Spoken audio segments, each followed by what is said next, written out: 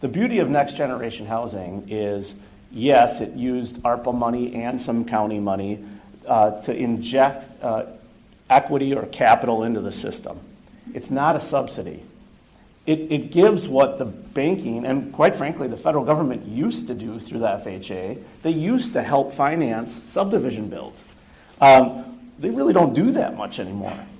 So now this money acts as an incentive. Now the municipalities, we brought them together from the start because I knew, especially growing up in local government, you're not going to solve this problem unless you got the planners and the administrators sitting in a room and they take ownership.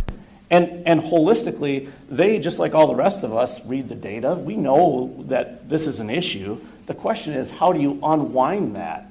And I hate to break it to the developers in the room, but you're not going to convince the planners or the plan commissioners because they're afraid of you as the antagonist. So we get collectively into a room and talk through what are the things that we're willing to live without. So we talk about size of a lot. When we started this process, there was no zoning authority for a lot less than 8,000 square feet. Well, what's so interesting about that is you can find plan commissioners and village board or city council members who live in houses that were built on lots smaller than 8,000 square feet. All of a sudden, you can start a conversation about how do we get to that again. We're not trying to reinvent the wheel. We're not trying to completely eliminate $80,000 or $90,000 of regulation. Give you another example, right-of-ways. Why do we build 66-foot right-of-ways in subdivisions? I mean, other than the fire chief tells us we have to. Practically speaking, you don't need 66-foot right-of-ways. You might need 50. Why do we regulate setbacks on the front yard that are 50 feet deep?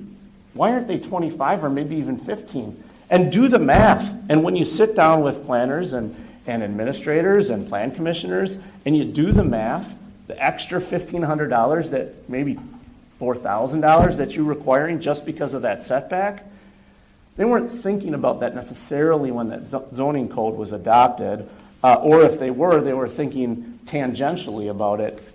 So I think it's breaking down the inventory of those costs. What got us to here?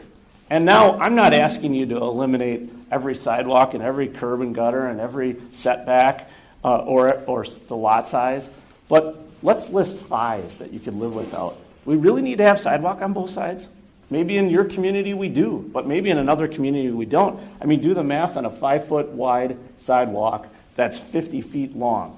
It is money. It's real money. Even if it's only $5,000, if you can get it really cheap, $5,000 to a person who's working, or a household that's getting the median income, which is about $88,000 here in Washington County, that's real money. That's a lot of money. And then you compound the interest that Kurt talked about a moment ago. These are the conversations and the challenges that our communities are embracing as part of Next Generation.